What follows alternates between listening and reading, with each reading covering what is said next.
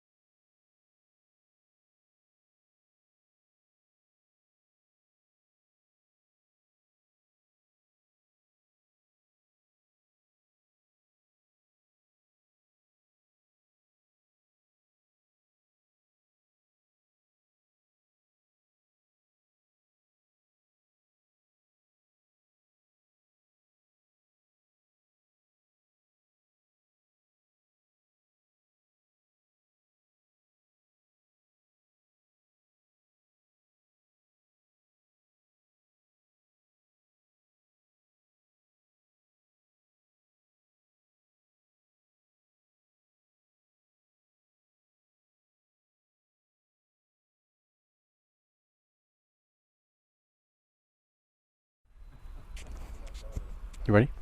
Okay. All right. I guess we're gonna get started. I think everybody here, maybe except one person, knows me, but my name is Scott Rolliter. I'm the instructor up here at Billiard Factory, and teach the clinics once a month, usually on the second Saturday of every month. I've been doing like an 8-part series right now, kind of a how to play pool masterclass series. This is actually number 4 in the series. I did one on fundamentals and one on English. This particular one's going to be on position play. So I want to cover a lot of concepts and principles on position play, and um, hopefully you guys will learn how to move a little bit better and how to position the cue ball from shot to shot. Um, the main concept with position play is to get the proper angle and distance from the object ball in order to move the cue ball from, make that ball, move the cue ball to the next spot that you want to get to.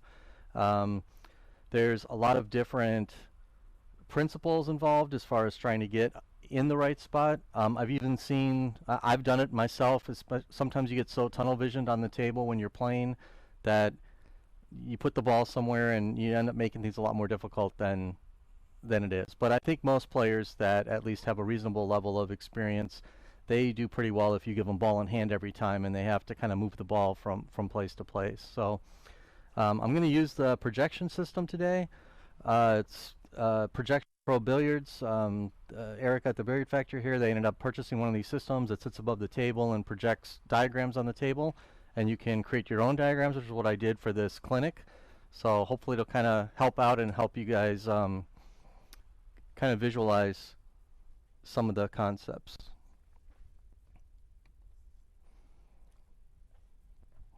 Is that showing up okay, Eric? Okay.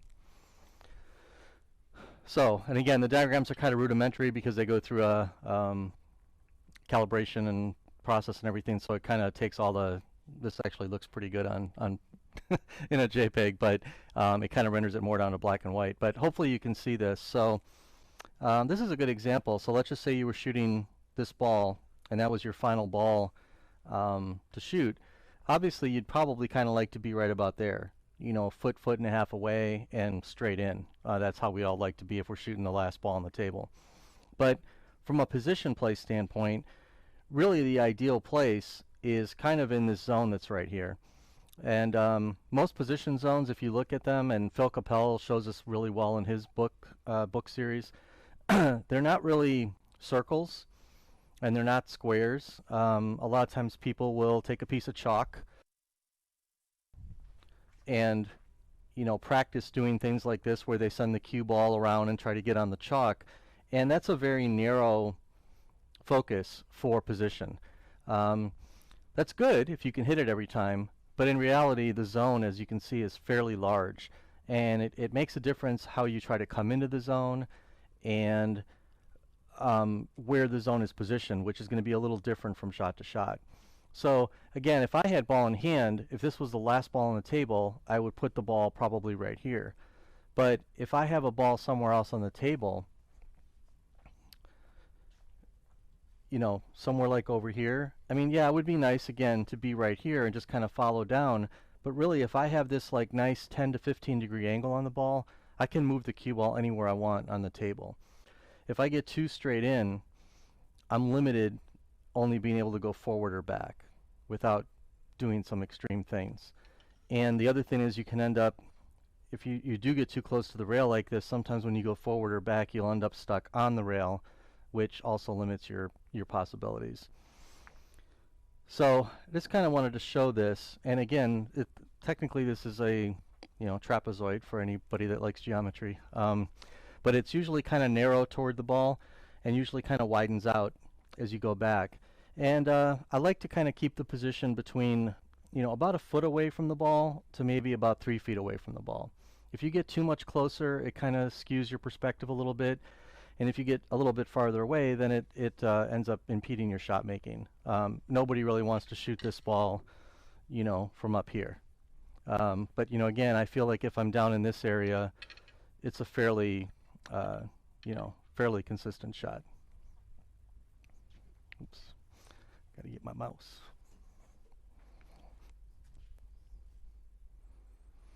Okay, so this, probably about 6 or 7 clinics ago, I talked about kind of the 7 or 8 common position routes. And I just kind of diagrammed a few of them kind of all at once on this diagram. So I'm not going to go over all of those today. It is on my website, which is mypoolblog.com. And you can go on there and see diagrams of all of these and my discussions about those as well. And like I said, I covered them in detail in a clinic. But one of the, I think the very first shot I talked about was something like this, and getting back to the center of the table is very important. And so this was like shot number 1, basically having an angle on a ball and just being able to roll up toward the center of the table. And again, this box is probably, again, it may not be perfect depending on where the next ball is, but it's a good representation of the center of the table. So, you know, something like this, you know, I'd want to be back in that center area of the table somewhere. And so practicing that shot from different angles, different closeness to the rails, it's very, very important. And you really need to be able to execute it almost on demand. And a lot of people, I don't see them practice shots like that over and over. They wait till they come up in a game. They say, oh, I hit that one thick, I hit that one thin, I hit it too short, too far. But really you need to be practicing some and isolating some of these shots so that you get comfortable with them.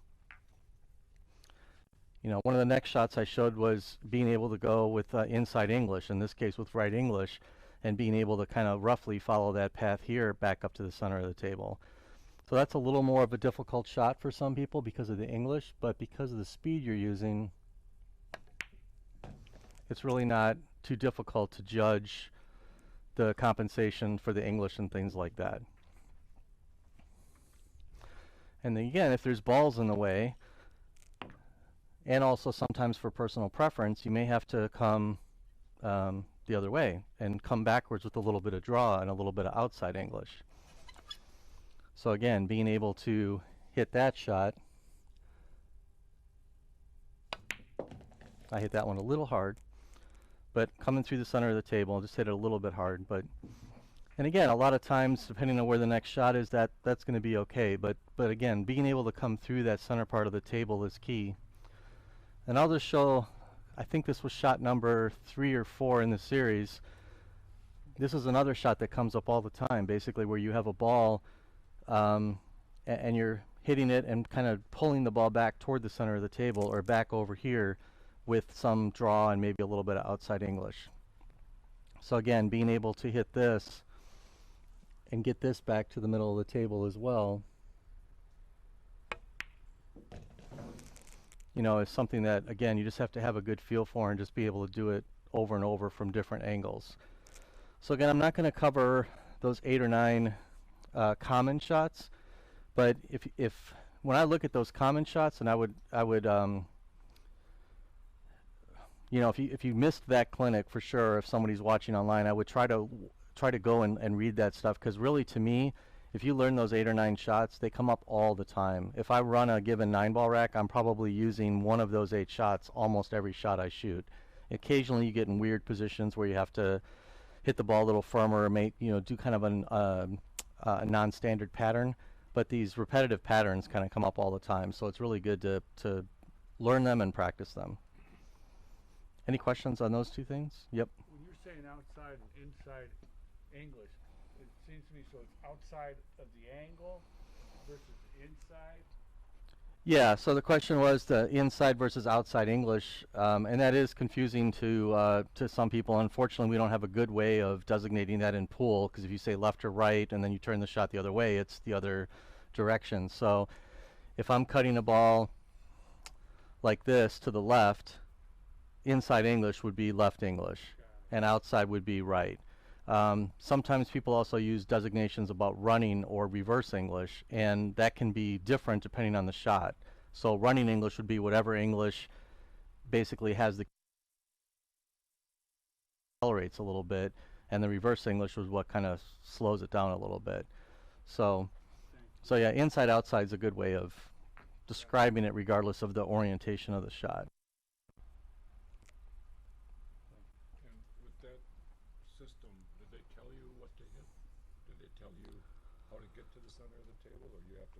Well, so the shots that I came up with, so the question was how if it tells you how to get to the center of the table. So the diagrams that I wrote, I kind of talk about what types of English to use, but a lot of the value in doing that is experimentation. So if I'm here, and if you want, you can even come up and shoot it if you want. No. It's camera shy. But let's just say I come up and I shoot this and I hit it, let's say, I don't know, say I put a little bit of draw on, which tends to be what people do. So, right? So I miss the center of the table. Yeah. Well, and I came back because I put draw on the ball, so it pulled it back of the tangent line. So the next time I hit the ball, I would have to recognize that and then go a little bit higher with my tip position. So now maybe instead of being low, maybe I come at center ball, and then it comes up the line. I've also seen people put follow on it or put a little bit of English on the ball. So you really have to kind of freeze your follow through and pay attention to where the balls are going so that you can adjust from there. And then once you kind of figure out how to do it, then you can, you can repeat it, shoot it 5 or 10 times so that you kind of get it down, and then move the balls a little bit. Move the ball a little farther away from the rail. So from this cue ball position now, if I had to get to the center of the table, coming off the rail is a much more difficult shot than going 2 rails in either direction, just because I have to kind of stun the ball and hit it a little firmer because I have such a flat angle on the ball, I have to create a lot more speed. So I can no longer just kind of like throw my cue at the ball very gently. I have to accelerate a little more. And this one would be very sensitive to any amounts of extra English. So you can see I put just a hair of, a hair lower than I wanted to, and it's still center of the table, but it came back just a little bit. So again, it's good to set up those shots in different varieties, different angles, and practice those. I'm a big fan of using like the hole reinforcers, the stickers, to mark positions on the table. But for drills like this, I would do both. I would shoot the same shot over and over, and then I would just shoot shots that are similar to each other without marking them exactly, so that you get used to the nuances of the different angles and things like that. Keep this up here. Okay. So the first thing I want to kind of cover for position play principles is kind of thinking in terms of 3 shots at a time.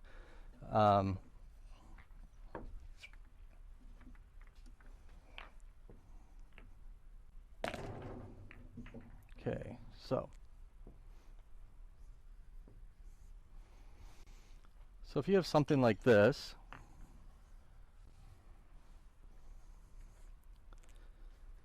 when you look at this, if I just think about what I need to do to get from the 7 to the 8, I could end up, let's say, right here. And if I end up straight in on the 8 ball, it's going to be very difficult for me to get over that way on the 9 ball. So you really have to think in threes. You have to hit the first ball in such a way that you get position on the second ball that also enables you to get to the third ball. It sounds kind of complicated, but it's not. It's really just a matter of thinking about which side of this 8 ball do I want to be on. I know I want to be normally from a foot to 3 feet away from it. So it's really, do I want to be straight in? Do I want to be a little on this side, or do I want to be a little on that side? And in this case, normally, you're okay if you're on the inside of the ball because you can hit it and follow down and go over, or you can draw it over. But the traditional method would be to kind of land somewhere over here and then just hit the ball and use that shot I was just diagrammed before and come off the rail and back over that way. So a lot of times when I see people playing, they don't take into account that third ball in the sequence, and they just focus on, okay, I'm on this 7 ball, now I want to get on the 8 ball. And so if they did something like that, you might hit this just very, with just like a follow stroke, right? So now if I get here, I can get on the 9 ball from here, but it requires a little bit of a stroke. I have to cheat the pocket a little. I have to use a bunch of follow, maybe a little bit of inside English, where if I had my cue ball over here, I don't have to really do much work. I can just put just a hair of draw on the ball and just kind of very naturally come back across the table, versus having to really kind of power through the shot and potentially miss it because I'm adding English and extra speed to it. Now, that's not to say that even when I shoot a shot like that 7 ball, I may fully intend to get right here, but I may hit it bad and end up being kind of straight in. So it is good if you land kind of straight in to be able to get over there. So something like this, I would have to use, like, again, follow, maybe a little bit of right English. So, and you can see it's a little risky because you're coming toward that pocket, so it's not ideal. And I could put more spin on it and try to land here, but then if I hit it too hard, it takes off, and I could try to put a little less spin, but then I might be really far away. So that's exactly why you don't want to do things like that, because I know when I have this angle, it's easy to just kind of draw the ball back across the table and leave myself that same angle again that I had in the first place. So this comes up a good exercise. Oops. A good exercise is to just throw a couple balls out on the table. Now I can see what I'm shooting at. And it's the same thing. This is a perfect example, even just randomly throwing the balls out. If I shoot this 3 ball and just kind of bounce off the rail a little, I could end up dead straight in on the 6. And then when I'm there, now I've got to have a real power shot to draw the ball back for the 9, or I'm going to end up with a really long shot on the 9 ball. So walking the table, it's not necessarily a principle of position play, but it's a really important thing to do. You watch a lot of the rhythm players on the tour, like Earl Strickland back in the day, or even now, and Jason Shaw, Joshua Filler, some of these guys. They have an instinct for kind of where the ball should go, but you also see them kind of quickly chalk their cue and walk around the table. They might just walk over here like this, peek their head, and kind of walk back, because they're trying to see where this line is to the pocket. And they want to be really ideally on this side of the line so they can hit the 6 and the cue ball's naturally coming down toward the 9. Sometimes, depending on the position of the balls, they want to be on this side of the line. And you can do the same thing. They can hit the 6 in the corner and come 2 rails down for the 9 ball on either side. But the key is to have an angle. If you have that 20 to 30 degree angle, you can move the cue ball effortlessly. If I start to get straight in like this, again, now my shot ends up, you know, looking like that. Now, I've been playing a while. I can get down there pretty good without much, you know, thought. But if I shoot that shot 10 times, I'm definitely going to be more consistent if I'm just on the right side of the line. So if I have a shot like this, it's a lot more repetitive to be able to just, you know, that's about 20-30% less speed, and the angle is just natural. It wants to come down this way. I don't have to hit it and force it and worry about all the English and compensation. So again, we all are going to make mistakes on position play. Even if I see this line perfectly, I may land right on it. I may be just on the other side of it, and so you have to hit kind of a recovery shot. But if you plan it, at least, you know, land in a good area where it makes the next shot kind of easy. And this drill for, you know, beginning intermediate players with 3 balls is a really good drill to do. So you can throw 3 balls out and take ball in hand and just work out that 1, 2, 3 sequence and figure out, like, how am I going to make this first ball to get on that second ball in such a way that I can get back up to the 11. And there's probably multiple ways to do this. You'll notice if you listen to or watch a lot of YouTube videos and listen to the commentary that the good commentators, at least, they almost know what the pros are going to do before they even do it, because there's pretty established ways and common ways of doing things probably for 70-80% of the shots. You know, for me, I would want a nice easy shot to start with, and I know if I just start like this, I can very naturally kind of roll down there. And I don't want to be straight on the 9, and I actually probably got straight, but I know that if I get close to it, it's easy enough for me to draw back to the rail and kind of back out for the 11. But ideally, you know, I just want a little bit of an angle like that on the 9.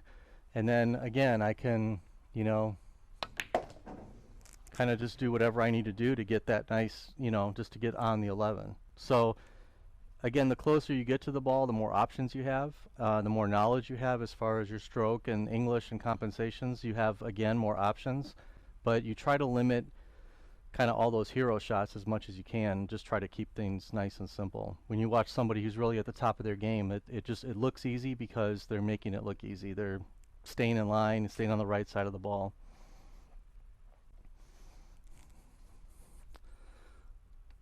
Go back to dark mode. All right, another good example. So we covered that one. This is another good example talking about, you know, 3 balls. So a lot of times when the table ends up like this, where the balls are sort of close to the pockets, I see people, myself included in the past, I'm sure, mess this up. And to me, if you can kind of identify that the balls are all near the pockets, look at this like huge area that I drew, and I could probably make it even bigger. That's my position zone going from the 3 to the 4. So it's like 2.5 feet wide and like 4 feet long. I could, like I said, even if I landed here to make the 4, it's really not a bad shot. So about the only place I can get is if I land like up here. You know, even then it's makeable, but it's kind of scary. And I probably don't want to leave the cue ball like frozen to the rail over here or something.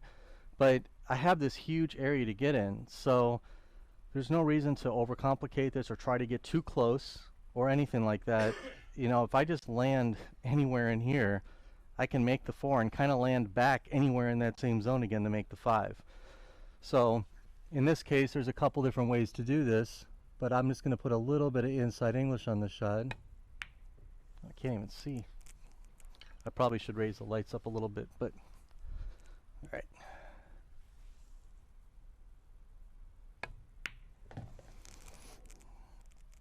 So you can see I'm not trying to get too close to it, just anywhere in this huge area. If I just kind of come back toward the center of the table, I know now that I can, you know, come over here, and it really doesn't matter what angle I have because I can draw the ball back very easily, you know, cheat the pocket a little, and just, you know, I just don't want to make any silly mistakes when the balls are in that area. You don't always have that luxury when a lot of times the balls are tucked behind other balls. You have small windows you have to get in, but I see a lot of layouts where, you know, there'll be a ball here, you know,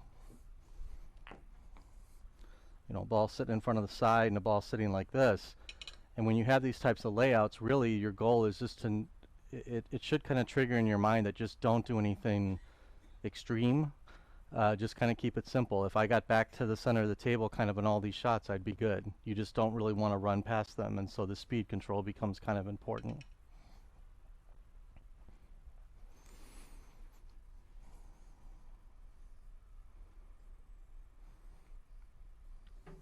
Okay. So again, I want to talk, again, kind of mention the position zone, the size of it.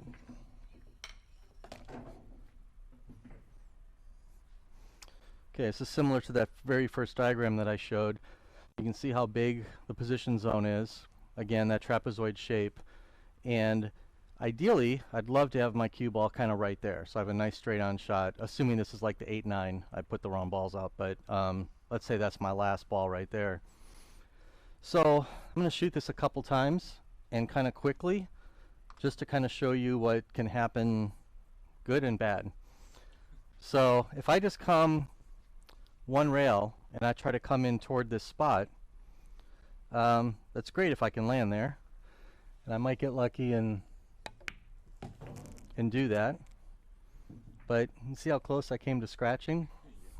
So now again, I've played long enough where I'd like to think at least that I can sit here and take my time and feel my English and, you know, get above it. But you can just see if I try to get in my mind, if I'm trying to get right here, unfortunately, that's kind of where you're going to end up. And it's going to be really, really close to the side pocket. So if I'm under pressure and I'm aware of that side pocket scratch and I'm trying to avoid it, then the other thing that can happen is something like that. So you can see I made sure I avoided the side pocket scratch, but now I have like a 5-foot long shot and I'm close to the rail and it's quite missable.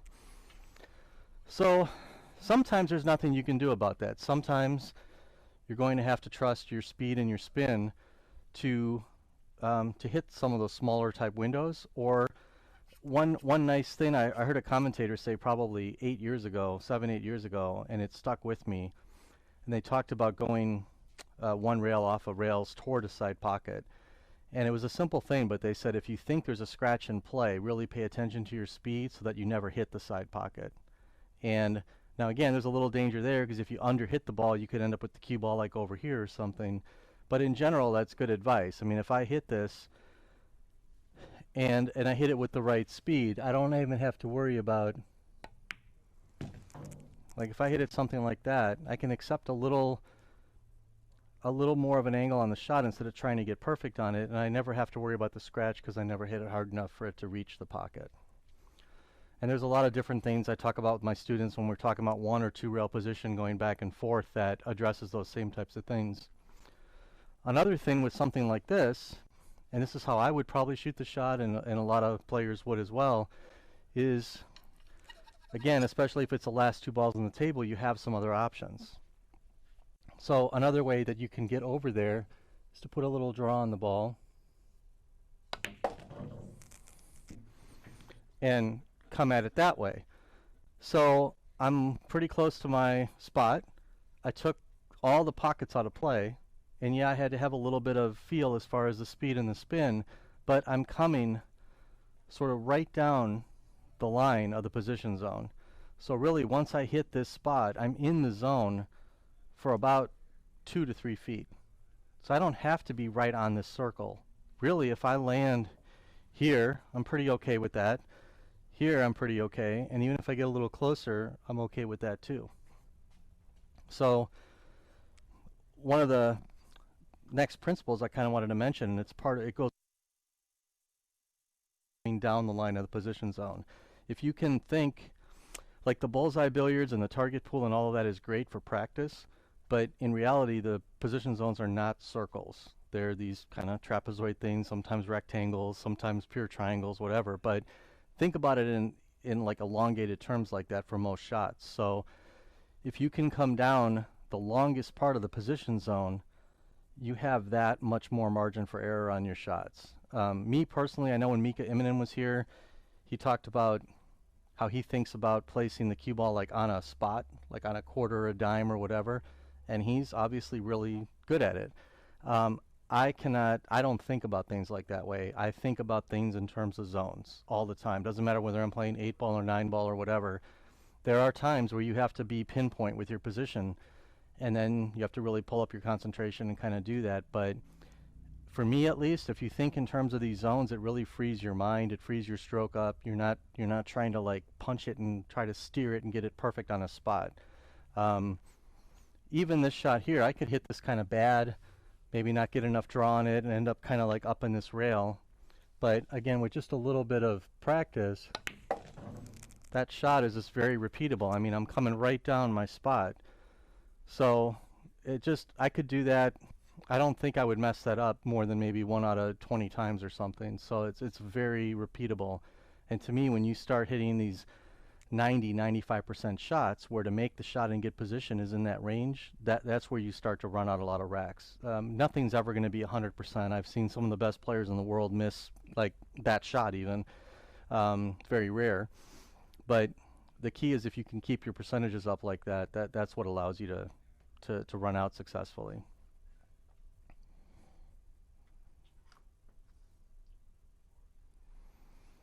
Okay, so this is another example. I know some of this is kind of hard to see.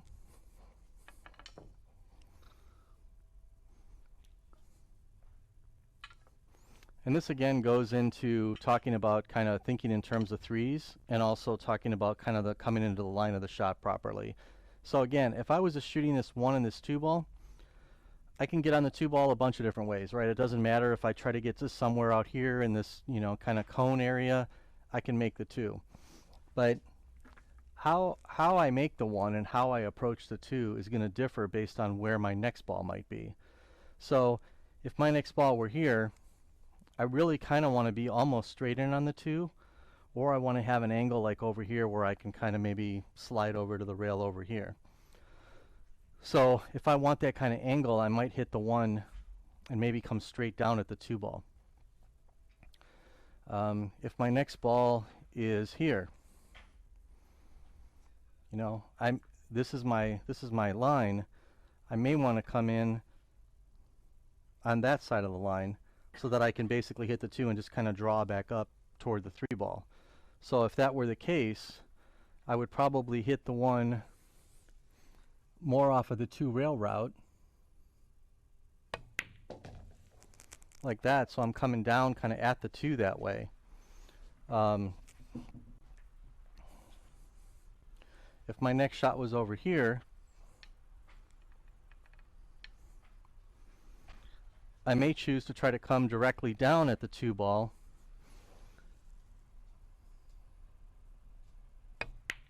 Ah, man, I can't see that angle. Sorry, I meant to like turn the lights up when I was shooting, but it's tough to see. Okay, so I might just kind of come down toward the center of the table that way. So it just kind of depends, and you have to really think about where all the different balls are on the table, where that next shot is, because it may alter how you play position. You can't always, if I have that 1-2 combination, I can't always make it the same way. I have to be able to make it 1 rail, 2 rails, 3 rails, etc., depending on where that next ball is. Does that make sense to everyone?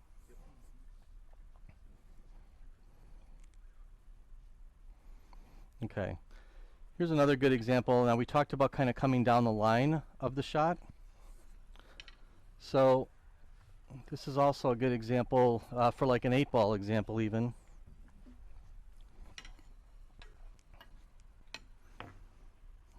Put some straight balls out.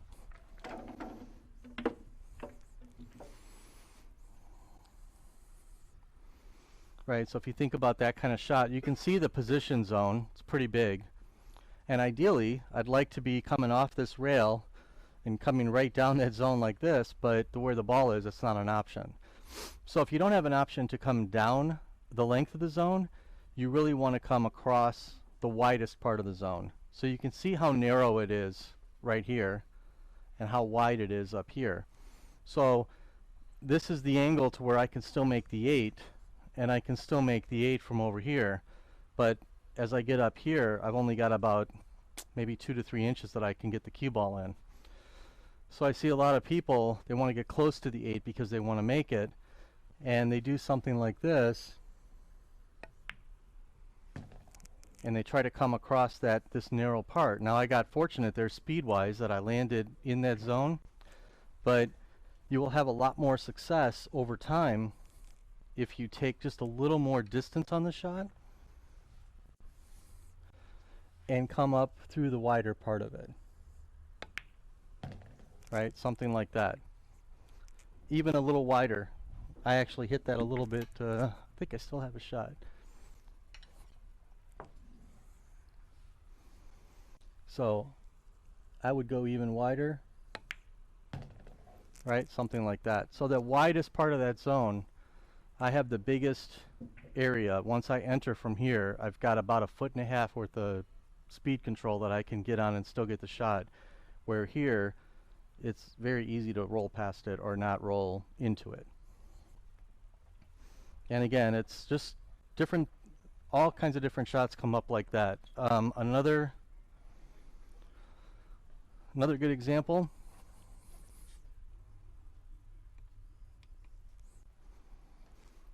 and this comes up a fair amount,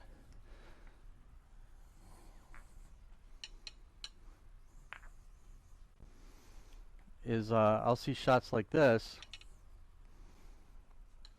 and person will hit it with like kind of a center ball shot, and sometimes, again, sometimes you have to do this based on how the balls are or whatever, but I'll see them hit, say the 8's like up here a little bit, I'll see them hit kind of a center ball shot, and they get a little excited and end up coming all the way past the zone, and maybe not quite that far, but they'll end up with something like that, and now you can't really cut the 8 in the corner because the scratch is there.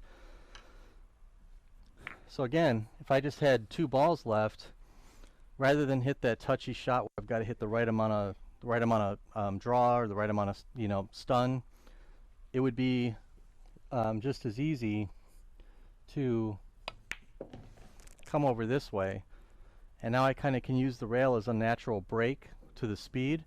And again, once I hit this rail, I'm in line the whole way to the 8-ball. I've got 3 feet of space I can land in where I can still make the 8 very easily. Where when I come off that rail, from about here to here, I'm out of position if I don't get perfectly in that spot. Now again, the better players are going to have good control of their cue ball. It's not going to matter that much, but I see a lot of players take that 2 rail or even this way or even forward route because the ball stays in that kind of horizontal plane a little more than having to come straight across that zone.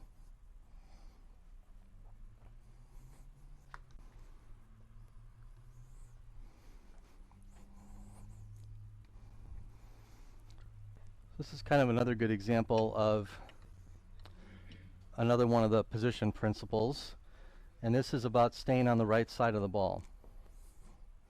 So again, this nice zone right here kind of represents where I want to be to get from the 8 to the 9. If I'm somewhere up here, I can easily get down to the 9. All I have to do is put a little follow on it, a little spin, and I'm down on that 9 ball very easily. But if I land just a hair to the outside of that line, it is very difficult now to get down on the 9 ball. I either have to elevate and shoot kind of almost a jump shot, I have to cheat the pocket to the point where I might miss the ball. Even if I land here, I have a little bit of an angle now, but watch like how much I have to put a fair amount of power into the ball to get it to come all the way around the table. Now again, with practice, you can learn to do that somewhat successfully, but never as much as the other simple shot where I'm just rolling the ball down the table. And no matter how good you are and how well you try to control your angles, this scratch is always in play. And the other thing that can happen is if you don't put the good stroke on the ball, which I've seen professional players do this as well, and I know I certainly have, is you try to stroke it and it ends up looking something like that. Now if you notice from the sound, it sounded kind of like the first one I hit, but it went 4 feet less. So it's all in the stroke, and if you get tight or anxious and you just cinch up a little, which is all I did on that one, now you're looking at a really bad shot. But I would bet that everyone here and anybody watching, if I put the cue ball here, pretty sure most people can get down on the 9 ball. You know, it's just all you have to do is just roll the ball down. It's just very easy. And so when you're thinking about this in terms of a game, it's all about, there it is, it's all about, again, pre-planning for that. So if that's my shot, you will definitely see me walk over to this part of the table and look at this line. Visually, you can put your stick out, whatever works for you. You have to know that you're out of the line. I would even rather be up here or up here than be on that line right there, or just a little bit on the other side of it. Now sometimes it's not possible to get up there. There might be interfering balls or some other things, and you may have to take on that 3-rail shot. And if you are going to do that, then you just want to make sure you have a little bit of an angle on that so that you can roll the ball around the table a little bit rather than having to, you know, force it. But again, on a shot like this, it's about just taking your time and kind of looking where you have to be and making sure that if anything you come a little too far. So for something like this, right, so I know I'm coming across the ball, and then, you know, then I have that nice easy shot. So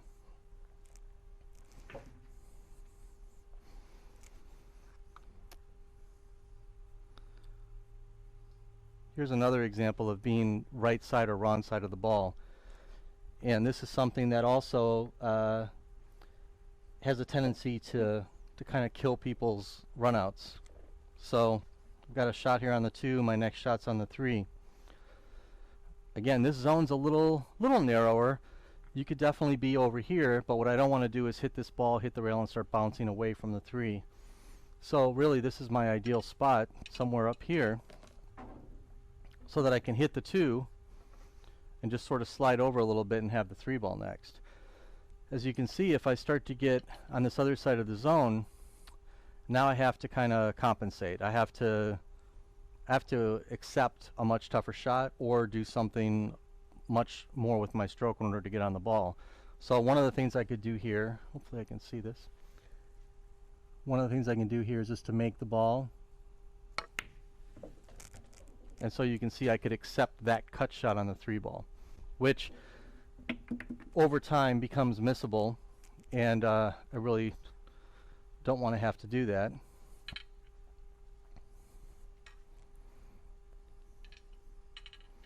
I'm going to turn the lights up so I can see.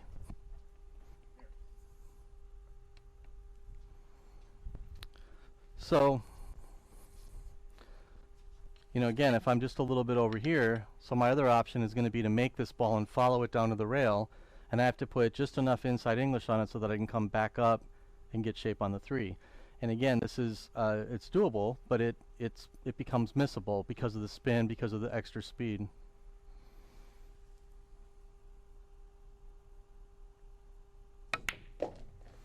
Right? So again, I ended up being, I got position, but it's a much tougher shot.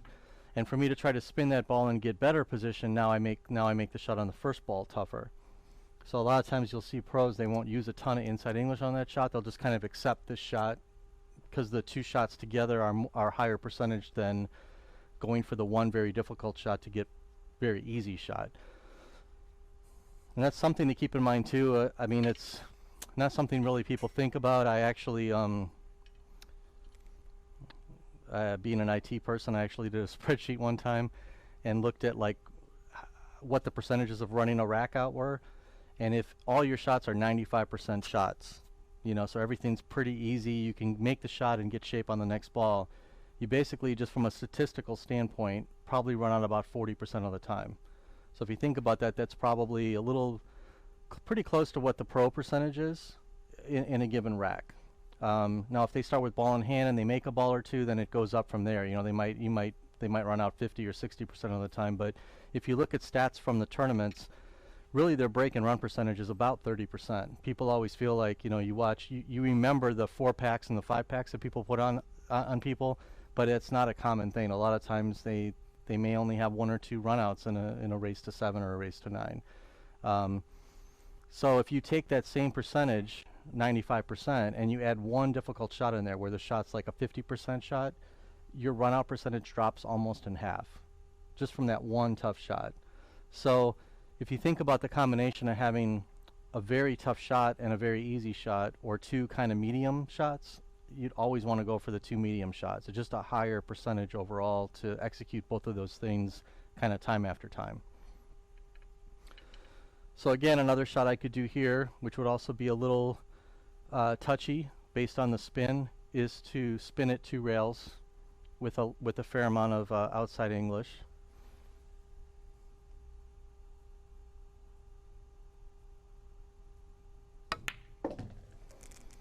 Right, so that's another shot, and you can recover and you can do that.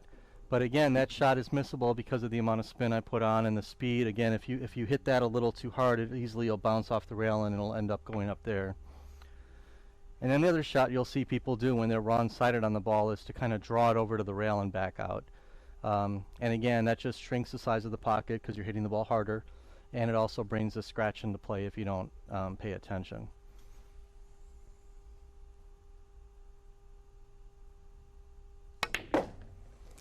Okay, so I can hit these shots to the point where you're like, oh, that's not so bad, but I've also missed those shots a bunch, and I've also hit them, I mean, hundreds and hundreds and maybe thousands of times, because as you get better and better, you have to learn those recovery shots because our position play is not always perfect.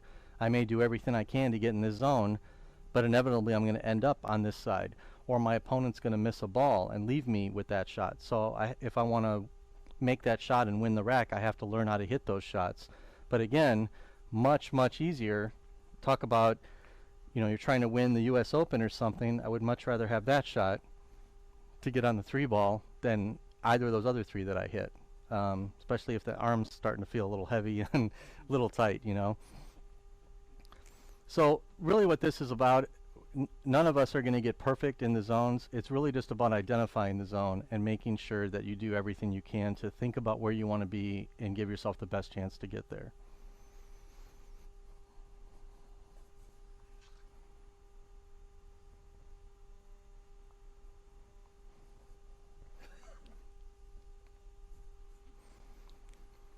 Okay, so here's another principle, and this is basically talking about the long side of a shot and the short side of a shot.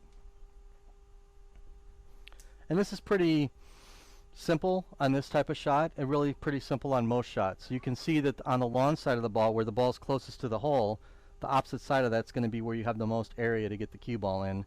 If you play for the short side, you can see the position zone is much, much smaller. It's probably a third or a quarter as big as that one. So the way I have these diagrammed, it's pretty straightforward. It's natural to want to come in to this side of the table. I would hit this with some follow, a little bit of inside right English in this case, and I should be able to get down right about to this diamond, which then as the ball bounces off the diamond, it should be coming into that zone kind of the whole time.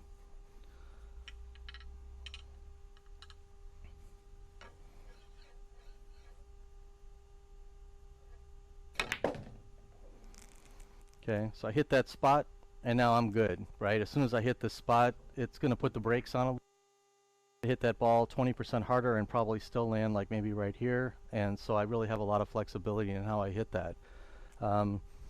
If you have more of an angle, something like this, now again you have to really pay attention. That's where that first exercise comes in, being able to come to the center of the table. You don't want to hit this with a little bit of left English on accident or a little bit of draw on accident and end up coming right down the table and scratching in this pocket. So really your goal is to try to hit the rail maybe somewhere up here between the second and third diamond, or to come down here between the second and first diamond, so that you give yourself enough margin for error to not scratch. And again, even with my best efforts, sometimes we miscalculate and the ball still goes in. But you try to, best thing you can do when you're planning it is to not rush into the shot and try to aim and think about it when you're down on the shot. Try to do all your planning when you're upright and you're standing back here. Make a plan and stick control and trust that what you've decided to do is the right thing. So something like this, if I want to come straight down the table,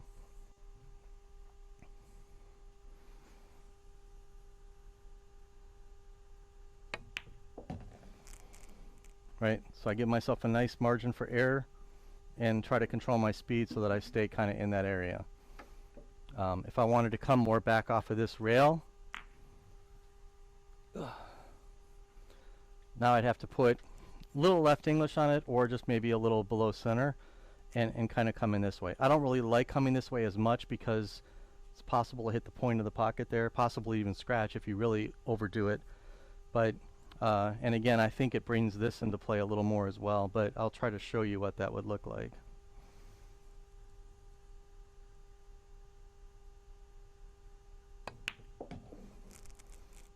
Okay, so I'm kind of hitting the rail. I got it just about where I wanted to, and that's another way of getting down there in the zone. So, and again, this one's pretty straightforward as far as you normally would not ever play for that side unless you had to. In other words, if the path of the ball was such that it would be very difficult to get over here, one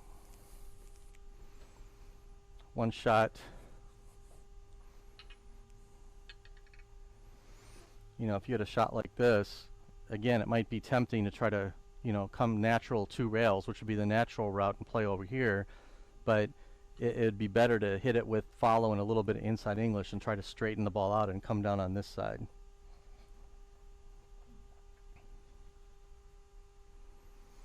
Here's another example, and this is, I wanted to show this because with all of these principles, there's exceptions and there's priorities. So you can't really always combine all of these together. On some shots you can kind of tick off all the boxes, like I'm doing everything right. I'm thinking in terms of 3 shots, I'm on the right side of the ball, I'm on the lawn side of the ball, like everything's good. Sometimes it's better to kind of violate the principle in terms of just, again, trying to keep that consistency up. So here's a good example. I'm not going to use the 8 ball because I can't see it. So you can see here, here's the short side of the zone, pretty narrow and pretty short, and then the long side of the zone here. So I can hit this one ball and put some draw on it, maybe a little bit of left English, and come back over here. But it's going to be very difficult for me to control, number one, making the shots a little bit tougher. And number two, it's going to be really tough to control my exact angle off the one ball because I'm so far away from it. If I were here, I have a lot more confidence in pinching that ball just perfect and landing either here or here or here, wherever I want to be.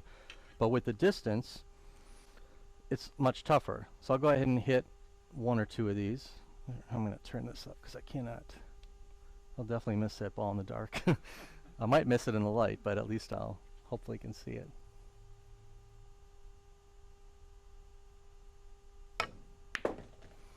Okay, so that's perfect example, right? I hit that ball really nice and clean. I just happened to hit it right toward that pocket. So I can hit it a couple times and I'm probably going to get really close to that pocket just by virtue of where these balls are sitting.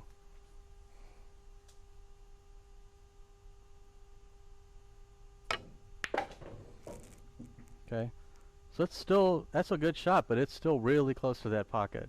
And I could hit it 10 times, and I'm probably I can feel from that angle, which is why I made the diagram this way. I can just feel that I'm going to be like in that semicircle, like right around that pocket. So again, depending on the situation, depending on where the other balls are, an option is to play to the short side of the ball. Now, especially if my cue ball was on the rail like this, then difficult and almost not available. So you'd have to be able to do the other thing. Now I still have to get the speed control and the spin right on this, but this is another option to get on the ball. Okay, so that shot was much easier. It took out all the risk of the side pocket. Now I have a slightly more difficult shot shooting this ball up the rail. It's not bad, but there is a little more risk with the distance and versus me being on this side of the ball with that same distance. But again, like I said before, if you take those two factors together of me making this ball and getting shape versus risking the scratch, risking missing the ball, trying to elevate with the draw, and overall a simpler approach. And you'll find opportunities when you're playing that are like that, where there might be a perfect place to land, but it may be better to take a slightly tougher shot or a slightly longer shot in order to keep your consistency up. One great example would be, in talking about this too, is talking about ball and hand shape versus normal shape. So if I had that shot, I really kind of, if I had ball in hand, I want to put the ball right there. I really want to like make the 8 and just kind of slide up that rail and slide up for the 8 for the 9. So I mean, that would be right. That's so repeatable and so easy to do. Once I hit this rail, I got this huge margin. But I would never play for position to try to get on this side of the ball, because it's too small of an area. So if I was playing position, I would be more up in this side of the table, and I'd want an angle. I don't want to get too flat on the ball, because again, I have to power the ball to get all the way back up table. So because the ball's so close to the hole, really having this, what seems like maybe a more extreme angle, it took me a while when I was younger to get used to this, because now I've got like a 45-degree angle on the ball, and everything in your brain's telling you to get close and get straight. And really, this is a much easier shot to get up table than if I am sitting down here. So again, all I have to do is hit this with a little bit of right English, and it just floats up table. I don't have to give it any kind of stroke. I don't have to do anything. So that would be kind of more the zone I would be playing for if I was coming into it off of another ball. But sometimes when we have ball in hand, we can really fine-tune our position, because we can place it exactly where we want. Just to show you an example, it's kind of similar to the shot I shot before, but let's just say I got like this because I tried to get in this zone. Now I'm straight. Even right here for me, this would be pretty difficult to get all the way up there. I would probably have to settle for a longer shot. I mean, I hit that pretty lucky and pretty good, but I mean, you can see the shot I'm left with now. I really couldn't draw it all the way up the table. I had to kind of draw it and let the spin open it up a little bit, but I have to accept that shot, which is not horrible. But again, if I would have just gave myself more angle, then it's much, much easier, much more repeatable.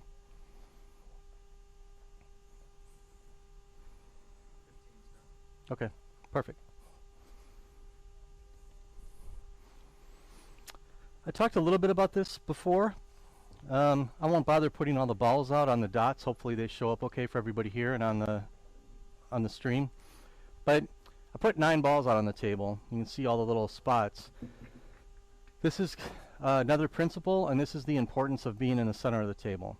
So you can see, roughly speaking, if my cue ball's in this center box, I can make every shot on this table.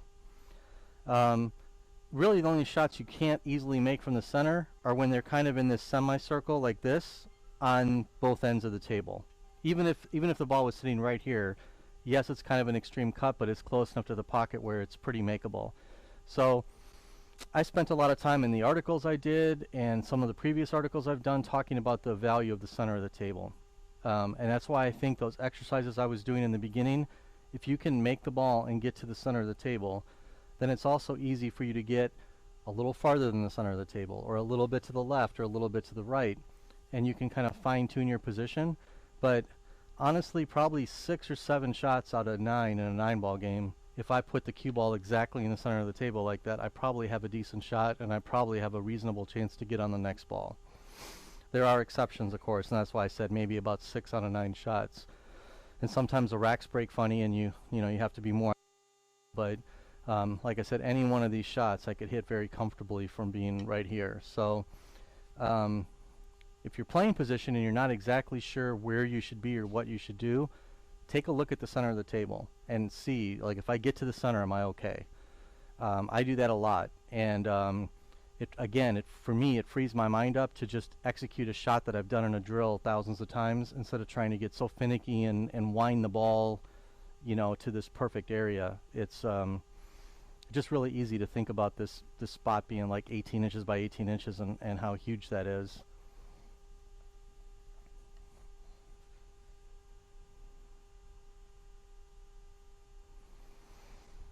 Okay, another concept with the center of the table is the 45-degree rule, and it's kind of more of a guideline, I guess, but I tried to diagram it on here. It's pretty close, I think. So really, if you think about it, if you make an object ball and the cue ball goes into the rail at a 45-degree angle, quite often it will come back through the center of the table. And the good thing about that is if you do it exactly through the center of the table, or pretty close, you will never scratch. It is impossible to hit that rail and come through the center of the table and scratch, because the line is typically going to take you over on this side. Now again, if you have a ton of spin or the table's unlevel or something, that's true, but in general, if you come through the center part of the table, that's a good way to avoid the scratch. So on a shot like this, and I'll try to hit this with the lines on the table. Again, if I can think about the amount of stun or spin or whatever that I need to make that ball and kind of hit that first spot on the rail, I know if I'm playing shape for this ball down here that I don't have to worry about the scratch. And again, when I hit this third rail, I can put the brakes on and it's just going to kind of float down into position.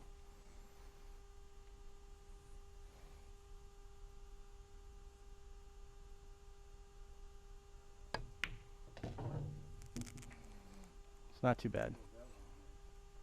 So you can see it just breaks, and then I got nice shape on the next ball. Now the alternative to doing that, and again, there could be balls in the way, so you may have to do it this way, is to come 2 rails the long way. So same shot, but now instead of kind of using a little more of a stun stroke where I drew it like into the rail a little bit, now I'm just going to use a follow stroke that's going to hit the rail over here and come down to about the same spot. So this is follow with just a little bit maybe of right English.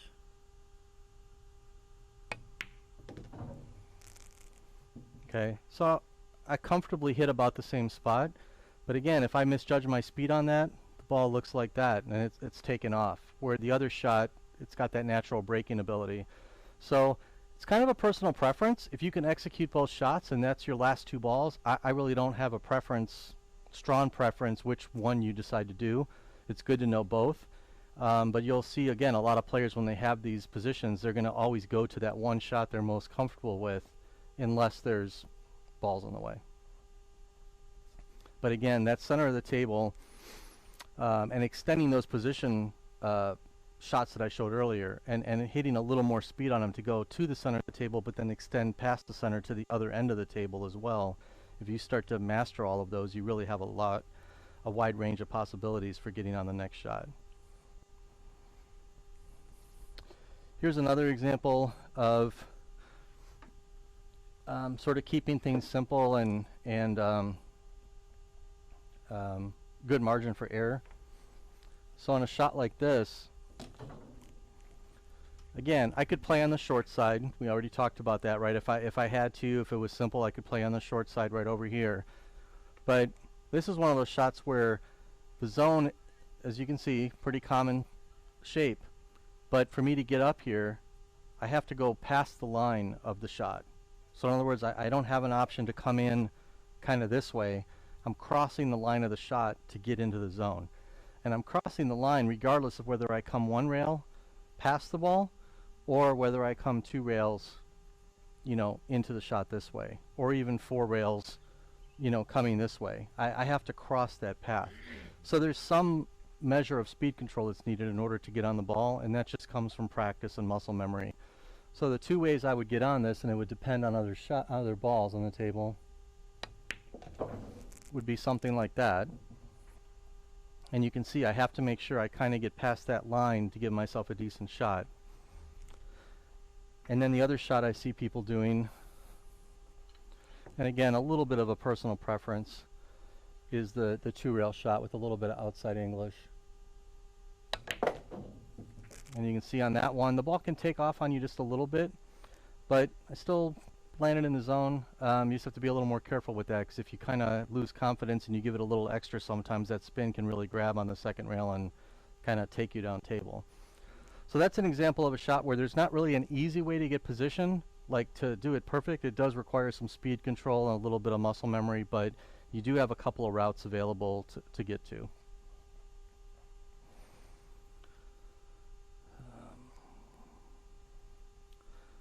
Okay, this is one. I think I have 2 more examples and that's it. So this is kind of more of a real world example.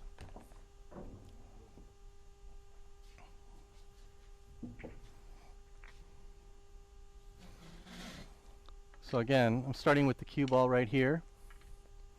And you can see here's the short side position zone on the 7. Here's kind of the lawn side position zone for the 7. So I can shoot this 6 and put a little inside English on it and just sort of come straight up at the 7 ball. And that would seem pretty easy. The challenge is if I come up toward this 7 ball like this, depending on if I get straight or not, I might have a difficult shot to get on the 8 that gets me a good angle to get on the 9. So again, it's kind of thinking ahead to that next ball. When I'm playing this pattern, I'm really not thinking about the 9 right away. I'm thinking about the 6, 7, 8. Now, the more you play though, kind of peripherally, you kind of understand maybe there's a little something there where you don't want to just think about the 3 balls. I watched a pattern very similar to this recently at the US Open, and the person played it up to this zone. And it was kind of interesting because they intuitively knew that if they got up here somewhere, they had a nice angle on the 7 to kind of zip over for the 8 so that they could go 1 rail down to the 9. Where if you come up the rail, there's too many things that could go wrong where you potentially could limit your shot. So again, while this other shot seems simpler,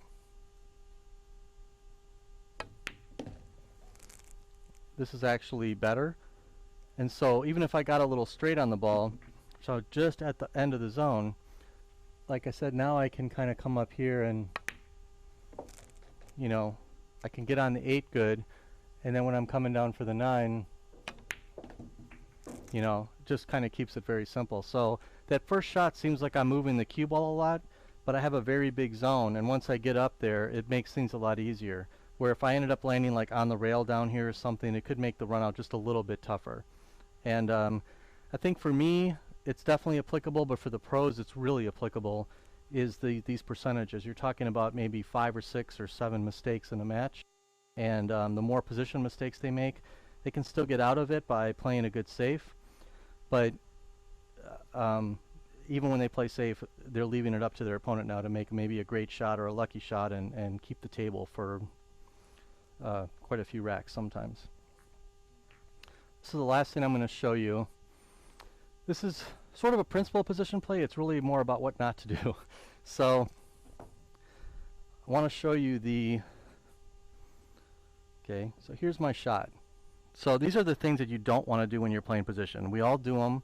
We all get left with this shot, so you have to make the shot sometimes. But this is talking more about distance. So if you can see, I've got a lot of distance on this shot. The 9-ball is not a difficult shot to make, but from this distance, you know, the ball's actually visually smaller because it's farther away, and it's so easy to hit the rail on the way in or misjudge the cut. But if I move the cue ball up here, most people are going to be pretty comfortable making that shot. So you can see the value of being 2 feet away versus 4 or 5 feet away. This comes up a lot, and I've done it, especially when you're nervous. You have a shot like this, and you know it's like that's your chance to win the game, right? And you don't want to hit the 9 or go past it, even though you've probably never done that in your whole playing career. And so instead, you have this shot right here, and then you just decelerate, you know, and you leave the ball way up there. And it's because you don't have the guts to like hit it to the center of the table. And I've certainly done it, maybe not on that exact shot, but shots like that. And it's all usually caused from deceleration. So it's much better to take a shorter backswing if you're nervous. Come back to here and accelerate through the ball. And you get a little extra power of it. I came another foot down the table just by accelerating a little bit more. And again, over time, percentage-wise, that extra 1.5 feet is going to make a big difference in your pocketing ability. Similar to this example. Here's another cut shot. Again, I'm looking at that cut shot from here. I'll probably make that 6 or 7 out of 10 times, but it's not going to be 10. But if I put the cue ball here, now I'm probably 9 out of 10. Because I can see the edges of the ball now so much cleaner. It's just so much easier to make the ball. And because I can see it easier, I also have better position options. I feel much better about spinning the ball, drawing the ball, following the ball when I'm that close versus being way back here. So the second part of this is talking about angles. And we've kind of been talking about that throughout the lesson. But again, this would be kind of my perfect angle on this shot. Not necessarily to make the ball. I'd want a stop shot if it's my last ball. But to have this nice 15, 20 degree angle so that I can do some stuff with the cue ball. What I don't want is I don't want to keep leaving myself these 45 degrees, because now the shot is much more difficult. If you think about it, it's almost like, I heard this example the other day. People always talk about margin for error on shots and why, you know, that shot seems much easier than this shot when you're really hitting the same spot on the ball. But if you think about it, think about like a quarter, and you're trying to hit the middle of the quarter. It's a lot easier to hit the middle of the quarter when you're facing the quarter than when you're sideways to the quarter and you're trying to spot. And so that's where the margin for error on this is just tougher. It brings into play a lot of collision-induced throw and other things too. So if you continually leave yourself too much angle, I mean, you're just inevitably going to miss more shots and limit your options. Likewise, you don't want zero angle either. If I keep leaving myself this shot, you know, 4 feet away and almost straight in, I have very limited options to move the cue ball, and anything I try to do is going to reduce the effectiveness of the pocket. This is kind of a typical thing that happens too. Even though I'm close to the ball here, again, I have like basically zero angle on the shot. So there are some trick things you can do to get the ball all the way up table, but they're very difficult. And again, you really want to have some sort of angle on the shot. So last thing I want to show you is being on the rail. Again, sometimes unavoidable. Alex Peglayan famously missed a 9-ball in the World Pool Championships, I think it was last year, because he got himself a little on the rail and missed, and that's unusual, but if he was 3 inches off the rail, he wouldn't have missed the ball. And we've all done it. So again, if I leave myself like this, I'm almost, yeah, exactly, so I'm almost straight in, not quite. I mean, again, I feel okay making the ball because I've practiced off the rail, but there's no way my percentage is anywhere close to as high doing that as if I just put the ball right there. Now again, we can't always control exactly how the ball bounces. We may intend to come off the rail, but sometimes it's better to go into the rail and bounce off the rail a little bit than to try to ease up to the rail. Because if you ease up to it, a lot of times that's exactly what you get, is right on the rail. And then even this shot is a much simpler shot, and this is similar to the one that Alex missed. But again, having that shot like that it seems pretty easy, but again, if you're a little bit right, a little bit left with your cue stick, you get a very immediate curve or masse effect with the cue. And a lot of people do cue a little bit right or left to center unintentionally, so it's definitely missable when you're on the rail. But again, if I put most of you like right there, it's a pretty easy shot. So, you know, one thing to think about in the position play is even if I was drawing the ball, well, actually here we'll make it simpler. I'll do just a follow shot. So even playing something like this, getting on the rail causes your bridge hand to be kind of in a weird spot sometimes. So I try to think about not hitting it, you know, trying to ease it to the rail like that. I would generally hit the ball to bounce off the rail just a little bit. You know, just that little bit. Because if I'm thinking about that, even if I bounce off a little more or a little more, it's better than being stuck right on the rail. And that's also sometimes why you'll see why you will see people go 2 rails back and forth across the table. So, you know, if I have an angle like this, it's better to you know, hit the ball just a little firmer and try to bounce off the rail instead of trying to hit it soft and like get exactly here. So if this ball were here, you know, I may